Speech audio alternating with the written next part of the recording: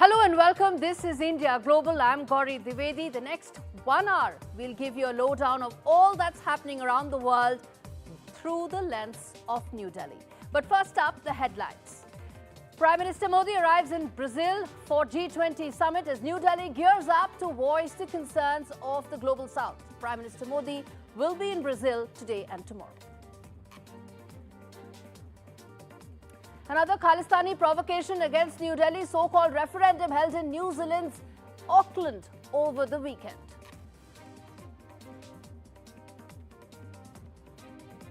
Bangladesh's interim government chief advisor Mohammad Yunus addresses media on completion of 100 days of his government, fails to provide date for conducting fresh elections, yet again makes a pitch for extradition of Sheikh Hasina.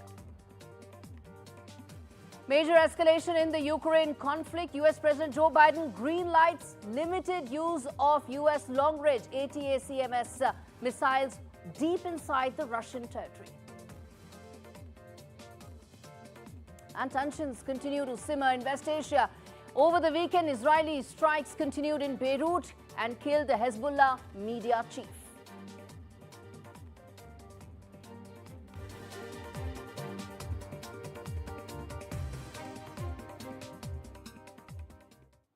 All right, a big story that we are tracking on India Global today is the fresh provocation that has come in against New Delhi. This time it is taking place in New Zealand. Banned Khalistani secessionist outfit Sikhs for Justice has conducted another so-called referendum, quote-unquote. And in fact, this has taken place in Auckland's Otia Square over the weekend. The event drew sharp and very strong criticism from the Indian community. Remember, there's a very large, vibrant Indian community there, and they came out strongly in opposition of this. And multiple Sikh organizations also distanced themselves from the referendum that took place. However, one day after the so-called referendum, New Zealand's government has said that it respects and recognizes India's sovereignty and territorial integrity. In fact, soon after the so-called quote-unquote referendum and the announcement that came in, Foreign Minister Dr. Jaishankar flagged the issue to his New Zealand counterpart, Winston Peters. The duo met on the sidelines of a conference in Australia's Canberra just a couple of days back on the 6th of November. But let's tell our viewers that this isn't the first time that the pro-Khalistani outfit is trying to provoke New Delhi. It has held several referendums, whether it's in Canada, UK, Australia. So you have several countries giving safe harbor to these separatist outfits. And as a result, it was banned by New Delhi in 2018, over 6.5 years ago. This group was formed in 2007 by Khalistani terrorist Gurpatwant Pannun and has been operating out of the US since its inception. But what does this mean for New Delhi? What is it that it should be doing to address this major issue is our key focus. When we speak to a prominent Sikh voice, in fact, to talk more about this, Mr. Sukhi joins me to decode what could possibly be the key areas that can be of interest. Mr. Sukhi, your first response to the kind of activities one is seeing that are taking place around the world, not just in the US and Canada, but also in other geographies. Basically, it is a typical Dukandari of Pannun and their associates, right? What they are doing, this kind of activity, the criminal activity, the violent activity over there on the US soil and also on the Canadian side, it is very, very concerning. It's very concerning, especially for the Sikh community, and because their violent activity can hurt the Sikh community in the long run.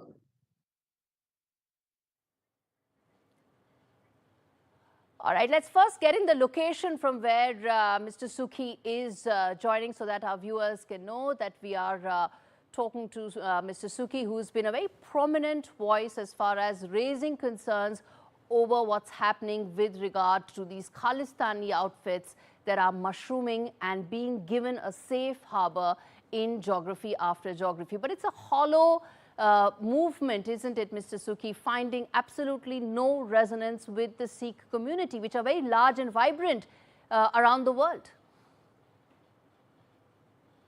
Oh, no. This is because there is always the agenda behind these kind of movements, right? They are supported by a third party. It could be ISI, it could be China, it could be anybody from the Western countries. But there looks like it's going to die down soon. It's going to die down itself. And because they are not getting any support from the Sikh community, mainstream Sikh community. Up to now, the mainstream Sikh community was silent, but now, given their activity, at least the way they are attacking the Hindu temple, and also they're going after the Hindu community, which is unacceptable to any Sikh community. So that's why I think there is a huge resentment, given their activity, disruption activity among the largest Nagar Kirtan and also some of the Gurdwara.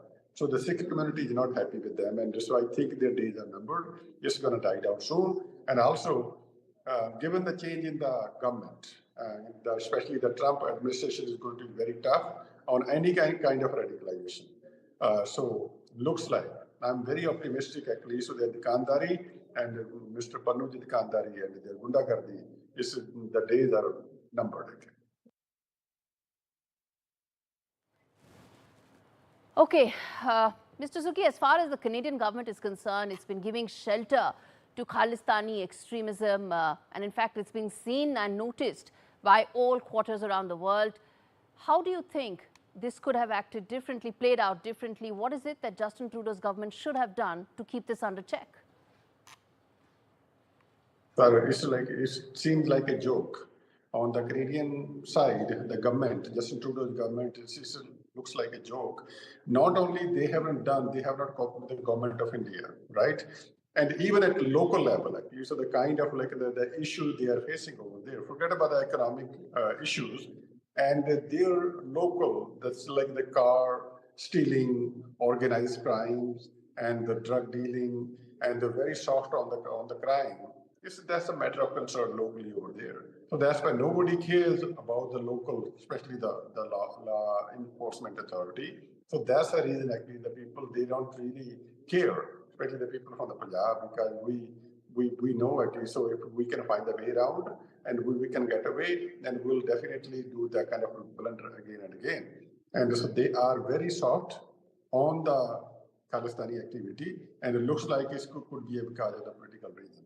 And because of it's a big vote bank, and also they get the funding, and so that's why some of the Khalistani actually, so they have infiltrated among the political party, and which is going to be bad for the all Canadian in the long run, and even the local Canadian population, the communities are very upset given the criminal activity we have seen, and the attack on the temple, and also there are other activity, actually the violent activity.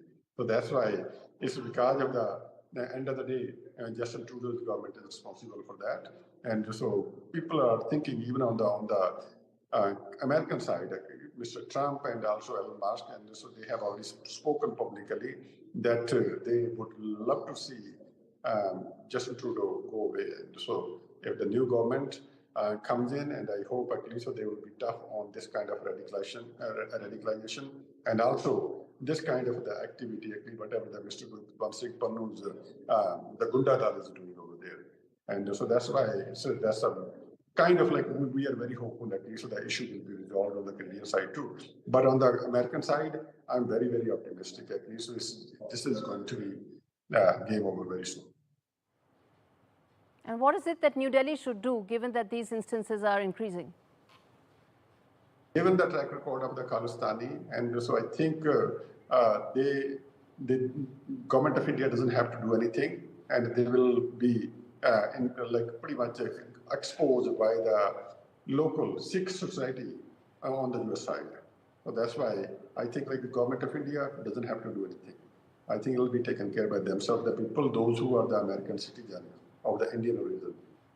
And do you think Donald Trump, when he walks into Oval Office, will treat this issue with the kind of urgency that India wants? Trump, I think, this is my personal opinion, I think because Trump is going to put them in their place, especially the Khalistani activists. And so up to now, they had a soft corner. Whatever happened in the latest, in the Pannun's plot, because of that, they got the sympathy, right? And also, they were able to build the narrative. Actually, so the Khalistani, they were able to build the narrative that this, or the whole Sikh community want the Khalistan, right? So they are the representative of the Sikh community. So now what we are trying to do, actually, so all the moderate Sikh community, we are reaching out to our local congressman and the senator and any elected representative, letting them know that these are not our representatives. And especially the Khalistani and the Pannun group, they have nothing to do with the Sikh community, and they are very violent people. When we gonna send this kind of information to the Trump administration, and I think they will listen to this kind of our request, and they will take care of this kind of activities. All right, Sukhi Chahal, a prominent voice from the Sikh community, speaking to me from Chandigarh. Appreciate you taking out the time, Mr. Chahal. All right, shifting focus now to the latest as far as the Russia-Ukraine war is concerned. Well, it's only 3 days short of completing the very tragic 1,000-day mark. Wars take a toll, and they take a toll on people and families. Well, the latest update is outgoing American President Joe Biden has for the very first time given a green light to Kyiv to be able to use long-range American missiles that can actually go deep within the Russian territory. Of course, it is meant for quote-unquote limited strikes, but it can go hundreds of kilometers inside the Russian territory. And it could really change the game as far as how is this war now going to be perceived by Moscow. Will President Putin now see this as a major escalation from the point of view of Ukraine? Remains to be seen. But the development comes despite Moscow repeatedly cautioning Washington that any use of such missiles on its territory will be considered as a major escalation. And the debate on whether or not long-range missiles should be used to strike targets within the Russian territory has been going on for a while now. In fact, ever since this war started, which, as I said, tragically is going to be 1,000 days in just a few days. Initial reports mentioned that Biden is working out such a move. In fact, it headlined way back in September. Putin himself warned that the move would very well be an act of war, and that could mean major strikes, retaliatory strikes that could come in from Russia as well. Biden's approval comes on the back of one of the biggest Russian assaults that took place in Ukraine in the past few months. Over 20 people have been killed so far. Millions of Ukrainians woke up to sounds of Russian missiles and drones striking capital Kyiv and multiple other cities. In fact, in a post shared on social media platform X, Ukrainian President Volodymyr Zelensky claimed that Russia unleashed 210 missiles and drones, including aero-ballistic and hypersonic missiles, as well as dozens of Shahid drones that Russia probably got from Iran. Target, of course, were the critical infrastructure, power installations, all that Russia says is linked to Ukraine's military infrastructure, but nevertheless, they were all critical infra assets that were picked up and targeted by Russia. The Ukrainian president went on to allege that Russian strikes also resulted in deaths of civilians. Not only this, Zelensky also raised alarm over Moscow, including North Korea, in its war before urging G20 leaders to take a strong stance against Russian aggression. In fact, North Korean state media has said that Pyongyang may dispatch as many as 100,000 troops, or maybe 10,000 troops at least. They've already done so far to aid Russia's war against Ukraine.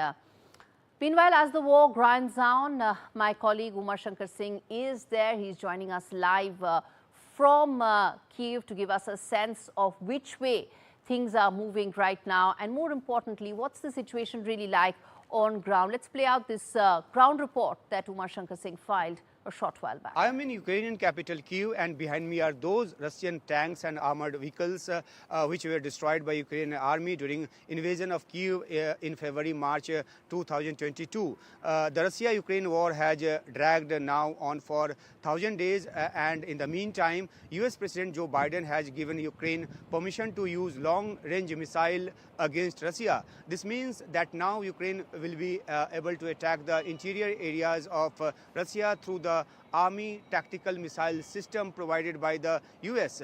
Ukrainian President Zelensky had been demanding this for a long time, but US was not giving the permission. There was a fear that doing so could further intensify the war. Therefore, for the first 2 years of the war, the US did not give a permission to Ukraine to use the Army tactical missile system against Russia. In February this year, President Joe Biden decided secretly to give a missile system to Ukraine, and Ukraine received a consignment of these missiles in April. When Zelensky met Joe Biden in Washington last September, he presented the victory plan which he had already presented before the Ukrainian parliament. Information came out through sources that Zelensky presented a list of Russian targets which Ukraine wants to hit with the long-range missiles. And now that permission has been granted, Zelensky has said that a lot of being said in the media, but an attack is not made with the words. These things are not announced.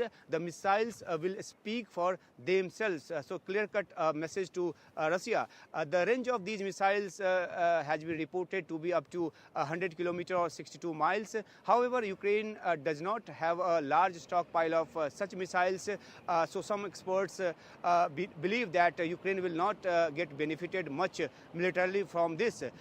Then there is also the matter of whether the newly elected President Trump continues this decision or stops it once he comes into the power. But at present, the situation is that Ukraine will now want to give a befitting reply to the way Russia has increased the attack on Ukraine in recent days. At least 7 people were killed, dozens were injured in Russia's drone and missile attacks on Saturday and Sunday. And Ukraine's energy sectors have suffered very heavy damage, and challenges have increased in this cold.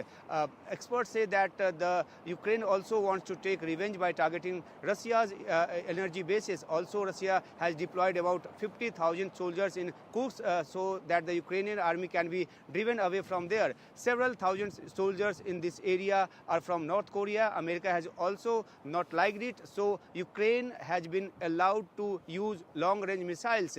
Ukraine's occupation of the Kursk region is important because it can be used for a bargain in a possible peace agreement. Before leaving here, Ukraine will want to remove Russia's occupation of its area, which Russia has annexed. The attitude of the newly elected President of America, Donald Trump, on Biden's this decision is also important, who has talked about stopping the Ukraine-Russia war within 24 hours' time. Russia will become more aggressive due to this decision of Biden. This is sure to give a setback to the Trump's efforts to establish peace. Donald Trump's son, Donald Trump Jr., has tweeted that the military-industrial complex is working to ensure World War III before his father has a chance to establish peace. All right, shifting focus back to South Asia, India's neighborhood. Let's now do a deep dive of what's happening in Bangladesh. The interim government has completed 100 days in office. The chief advisor of this interim government, Nobel laureate Muhammad Yunus, presented his 100-day report card in a televised address, and he spoke about several aspects. First, he downplayed the reports with regard to attacks on minorities, specifically, of course, the Hindu minorities. He said those were exaggerated.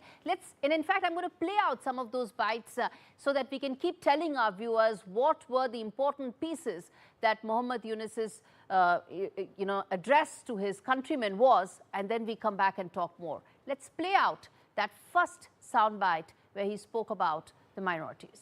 প্রতিটি হত্যার বিচার আমরা করবই। July August হত্যাকাণ্ডের বিচারের যে উদ্যোগ আমরা নিয়েছি তার কাজও বেশ ভালোভাবে এগিয়ে যাচ্ছে। পতিত স্বৈরাচার শেখ হাসিনাকেও আমরা ভারতের কাছ থেকে ফেরত চাইব।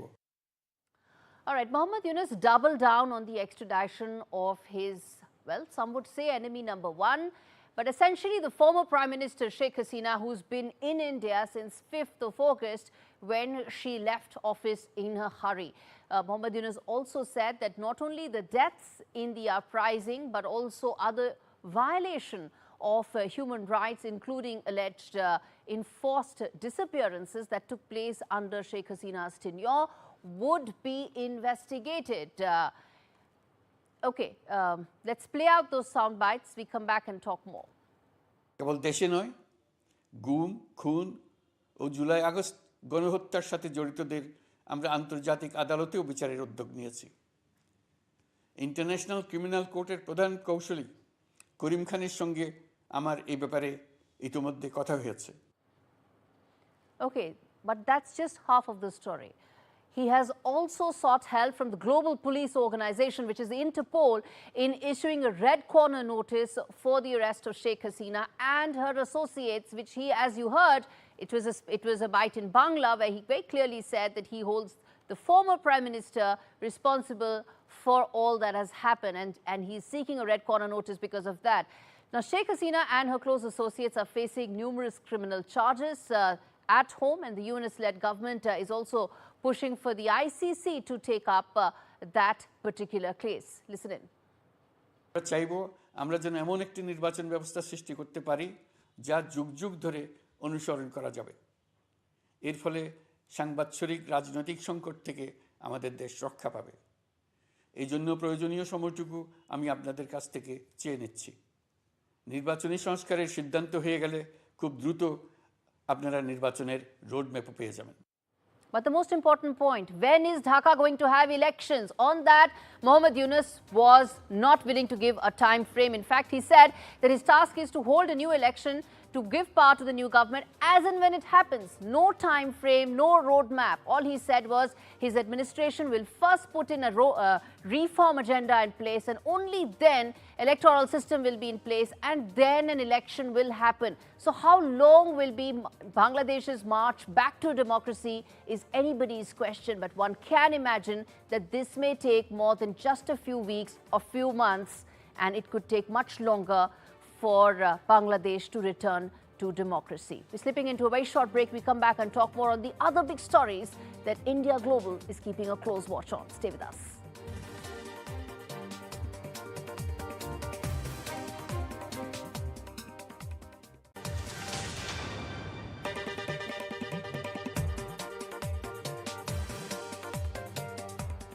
Hello and welcome. This is India Global. I'm Gaurie Dwivedi. A quick look at some of the big stories, and then we come back and talk more about India's G20 pitch. First up, the number of students from India in US surpasses that from China for the first time in 15 years.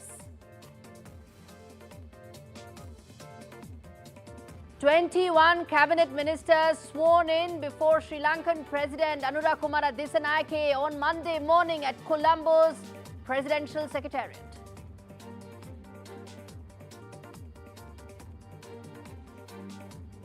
And US President-elect Donald Trump picks vocal defender of fossil fuels Chris Wright as Energy Secretary, while Brendan Carr, a fierce critic of tech giants, set to lead US Federal Communications Commission, or FCC.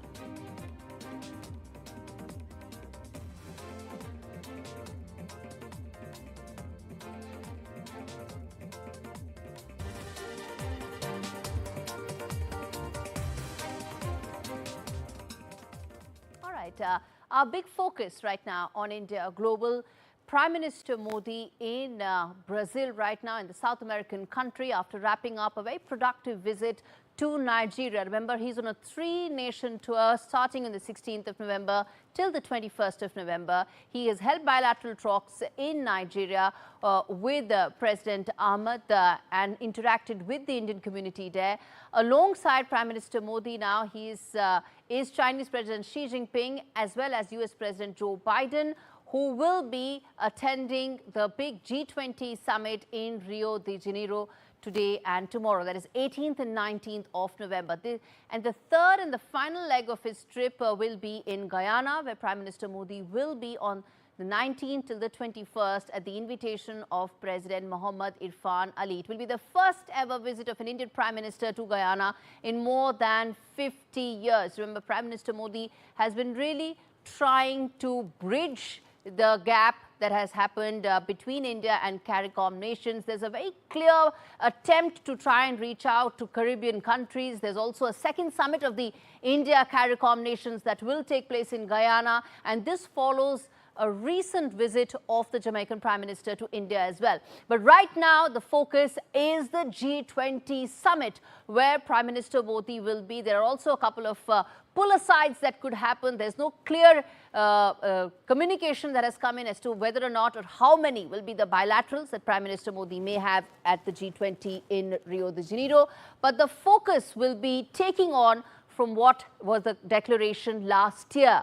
And before we get in, Celia Mendoza, reporter joining us from Rio de Janeiro, let me just tell our viewers that this year, the G20 summit in 2024 in Brazil, two key aspects are the focus. One is the energy transition for developing countries, and second, the focus on hunger and poverty, the index that is likely to be launched, which is going to be a key focus and a hallmark of this summit under Brazil's presidency. All eyes will be on the global south, which is pretty much at the center of all global discussions. Let's get in Celia now to give us a sense of how things are looking on ground and also a sense of what all is lined up on day one of the G20 summit. That's right. We're here at the Modern Museum of Art in Rio de Janeiro. 26,000 members of police as well as the military are protecting the leaders as they are arriving here to the summit. Members of the media have been following closely the agenda. Today, the big meeting will be the alliance, of global alliance against hunger and poverty. And we're waiting to have details of one and each of the members of the G20 about their proposals and how they're going to contribute on that effort. Each one of the leaders will have the possibility to give a speech. Okay, Celia, while you give a lowdown of what's expected, let me just tell our viewers watching this right now that Prime Minister Modi, those are live visuals coming in of Prime Minister Modi now reaching the summit venue where the G20 summit will start shortly. Those are live visuals that are coming in where there is going to be, remember, 19 countries plus European Union and African Union. Together, they are set to shape 85% of humanity. Go ahead, Celia. We'll keep playing those visuals, but go ahead, Celia, make the point that you were making. Yes, that's right. So basically, we're waiting for their finishing the arrivals, and so far, we're getting close to it. Prime Minister Modi arriving, as you mentioned, and this area, which is a museum of art, the media are basically in the other side of this area, and the leaders will come up. We are now expecting, after Prime Minister Modi, that China President Xi Jinping, as well as the leader of the United States, Joe Biden, arrived. They have not arrived yet, and that will pretty much cover all the leaders who will be present during the session of the alliance against the poverty and hunger. As you can see in the images, the president of Brazil is embracing the leader of India. Last year, it was given the presidency from India to Brazil, and Prime Minister Modi has highlighted the fact that because of India, they were able to give a focus on the global south to work on the issues that are more present for that region and the world. Modi, of course, has been supporting, and it was part of what he wanted to do last year in India. It was to provide the tools to help Brazil to carry out this presidency during the past year. That comes to this, which will be a declaration tomorrow. But today will be this big debate in which the leaders will have the possibility to present their proposals. One of the big proposals presented by President Lula has to do with imposing a 2% tax on the riches of the world, about 3,000 people that they will identify. And according to him, that will be able to provide them with the opportunity to help while around 500 million people in the world. However, this proposal has not been supported publicly by countries like the United States. Indeed, We know the president. You know, going into this summit, the sense one gets is that there are two clear themes for Brazil. And the summit highlight is essentially the fact around energy transition for developing countries, especially because the climate talks have pretty much been completely gridlocked in Baku. And second, the fact that the poverty index that Brazil is really putting its heart and soul in. Isn't that what the sum and substance of this summit could be this time around? Definitely it is, and you have two events that mark that. The first one is the President of the United States, for the first time, a sitting president visiting the Amazon and providing a proposal about that.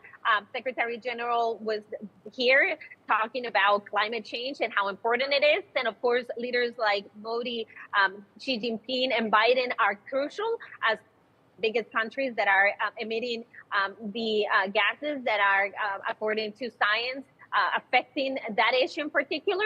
They are talking about green energies and how they will be able to do that transition. And that is something that they want to put in the document. But the other part, as you mentioned, the poverty and hunger, it is a key event, but also the proposals will be fundamental to be able to move forward in the declaration. But it is being pushed back by countries like Argentina on the possibility of imposing 2% taxes on the richest, and that could create an issue on a final declaration. Of course, Brazil wants to make sure that everybody's in agreement, but Yes. it is some discussions on that end. Absolutely. Getting a declaration itself is a big political, diplomatic feat. And this summit is taking place at a time when both the wars have really intensified.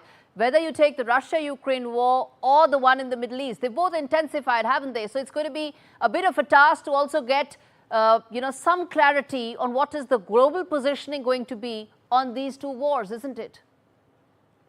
It is, and definitely today we heard from the White House on that subject, especially after President Biden authorized the use of weapons inside Ukraine given by the United States. And this has, of course, inside Russia, and that has created questions about how the group is going to handle it. Knowing that Russia is part of this group, the foreign minister, Sergei Lavrov, will be here. And we know that the U.S. is pushing.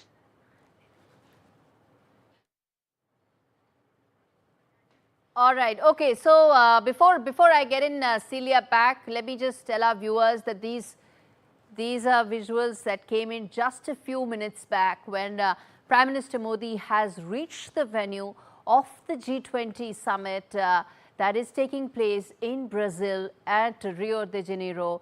The backdrop of that summit is essentially how is now the voice of the global south, which is so integral to global discussions now, going to be taken forward in 2-3 key areas. Climate being one, poverty, inequality being the second aspect, which Brazil has focused on a lot in this year's summit, and the third being the global wars that have actually intensified, whether it is in the Russia-Ukraine war or whether it is the one in the Middle East. In fact, as we keep a close watch on the latest that's coming in at the G20 summit, let's quickly tell our viewers that, remember, this is the second leg of Prime Minister Modi's visit. He was in Nigeria before this. And take a look at this report that tells you just what all was accomplished in that historic visit in Nigeria by the Prime Minister.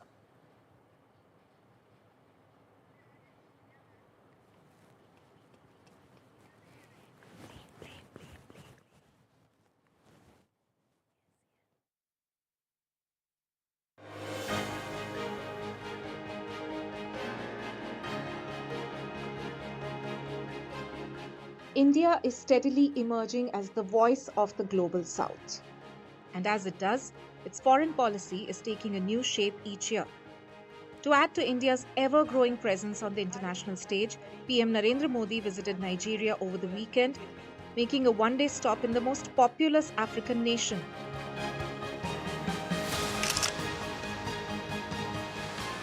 बीते सालों में Africa की आवाज को global platforms पर उठाने के लिए भारत ने हर संभव प्रयास किया। This visit to Nigeria was part of PM Modi's three-nation tour and is the first by an Indian Prime Minister to the African nation in 17 years. The visit has given a fillip to what was supposedly a lukewarm engagement with Africa, the most resource-abundant continent on Earth. Prime Minister Modi's relationship with Africa is not new. As Gujarat's Chief Minister, he visited Uganda in 2009 to invite investors to the vibrant Gujarat Global Investors Summit. Fast forward to 2011, he hosted Rwanda's Prime Minister, Bernard Makuza, during the summit.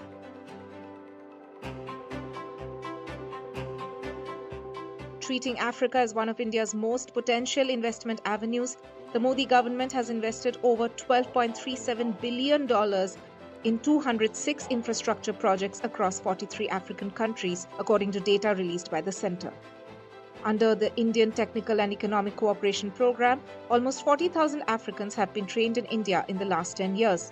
And in the last 5 years, more than 15,000 youth from 22 African countries have been provided scholarships by India. To take this relationship forward, India and Nigeria pledged to enhance cooperation in defence, trade and development, signing 3 agreements during Prime Minister Modi's historic visit.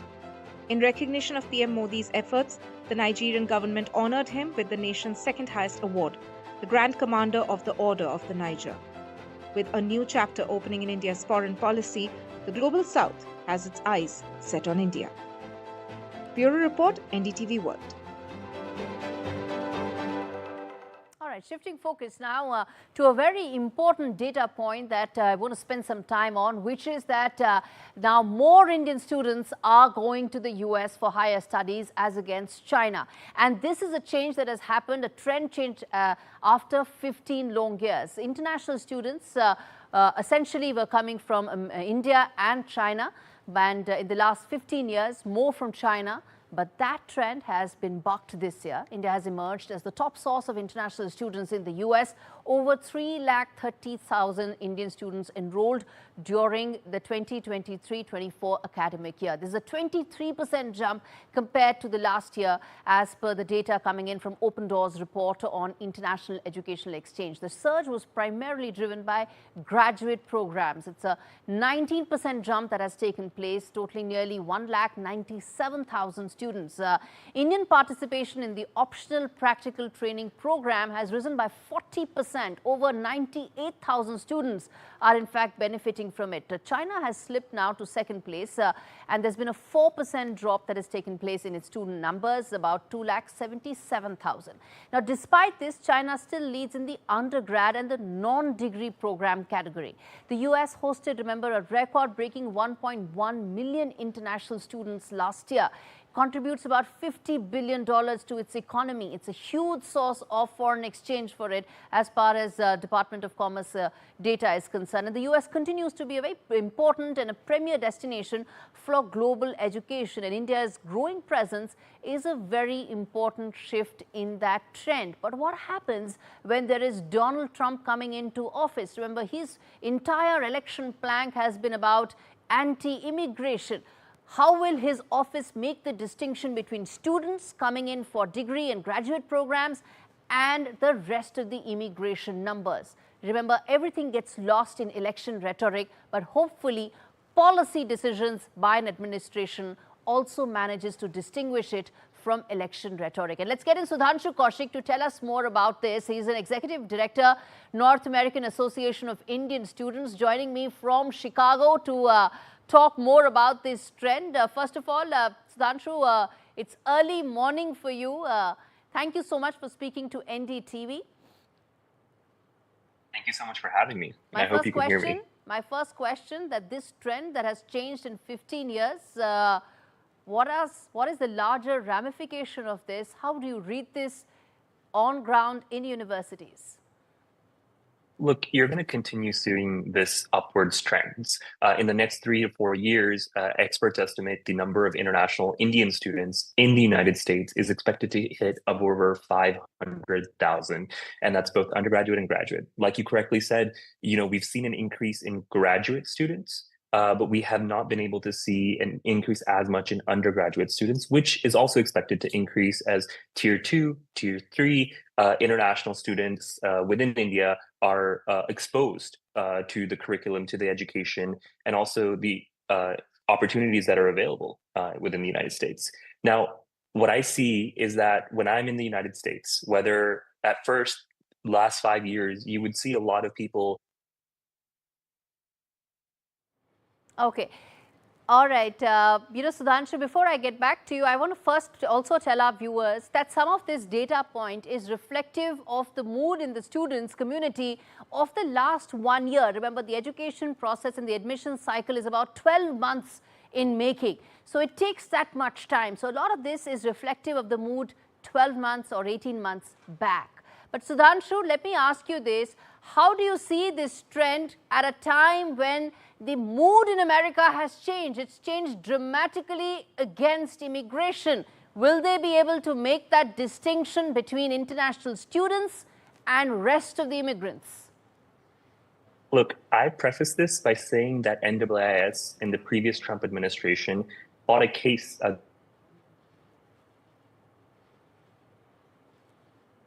Okay. Okay, I think there's a bit of a technical snag at Sudhanshu's end. We'll try and fix this, but to tell our viewers, as I said, two important aspects of this trend needs further detailing and further look at. One, what happens to this trend going forward? As I said, this is reflective of a mood 12 months back. And point number two, Sudhanshu said that maybe in a couple of years, the Indian students could actually end up being 500,000. What does that mean? Does it mean that there could be special separate programs for and targeting Indian students? Sudhanshu, you were making a point about Donald Trump being in office. I was saying is that, we a case against Donald Trump's previous administration and against their international student ban that was there in 2020, 2021. That being said, I think that we need to clarify the rhetoric against, legal immigration based off student or work versus the undocumented immigration that's been happening specifically in the past 4 years via India. The rhetoric or the policies that whether it's a Tom Homan or a Stephen Miller coming in place is against the undocumented, the illegal people from North India that are coming in on the basis of, the connections, et cetera, and crossing the border. The Trump administration has gone on record to say that we want skilled immigration. We want students from India. Literally, he said, India to come and study and hopefully be able to, take and involve themselves in and contribute to the economy. So I think there's a distinction between the rhetoric of undocumented illegal and documented student visas coming. And I don't think documented students have anything to fear about that. You mentioned that this number is set to grow going forward. So do you think the policies are going to be more favorable under a Trump administration? So I don't know if it's going to be favorable or not favorable under a Trump administration, but colleges are the ones who are making this happen. Look, in the past 5 years, they've let go of GRE GMATs. They have a lot of recruiting and resourcing happening in tier 2, tier 3 villages in India. So it's the colleges, the university administration. All right, that is where it's really happening. Colleges are making it happen where Indian students can come in larger numbers. It could be the smaller towns, the tier 2, tier 3 cities where this trend could in fact increase going forward. And as we wrap things up in this edition of India Global, a quick check of what's happening at West Asia. Tensions between Israel and Iran-backed Hezbollah have increased, and the latest update is that Israeli strike on central Beirut has neutralized the militant group's media chief, that is Mohammad Afif. According to the Lebanese state broadcaster, Afif was killed after an Israeli strike hit the headquarters of the Baath political party. He was one of the few remaining public faces of the terror outfit. In fact, He was more visible after all-out war erupted between Israel and Hezbollah in September. And another Israeli strike hit a computer shop in central Beirut on Sunday, killing 2 people and wounding 13 others. And Israel also bombed several buildings in Beirut's southern suburbs, where Hezbollah has long been headquartered, after warning people to evacuate. And amidst this ever-intensifying Israeli onslaught, Lebanon has reportedly responded positively to a US-backed ceasefire proposal between Israel and the terror outfit Hezbollah. In fact, Washington's special envoy is due to arrive in Lebanon on Tuesday to discuss this. And speaking of mediation and ceasefire, there's movement in Qatar and Turkey as well, where senior Hamas members have actually now reportedly left Qatar for Turkey. The move comes after Doha said it was walking away from efforts to mediate and put an end to the Gaza war. Meanwhile, in Israel, the Netanyahu government has sent out the first 1,000 of 7,000 new Haredi enlistment orders, also due to be sent out by Sunday. The contentious move has sparked widespread protests by the ultra-Orthodox Jewish community. But these are not the only protests to hit Israel. Thousands of Israelis rallied over the weekend in Tel Aviv, calling for a deal to release the hostages held in Gaza. Protesters held signs calling for a hostage deal, with one reading, "How much blood will be spilled?" Remains to be seen whether the hostages will come back home before another winter sets in.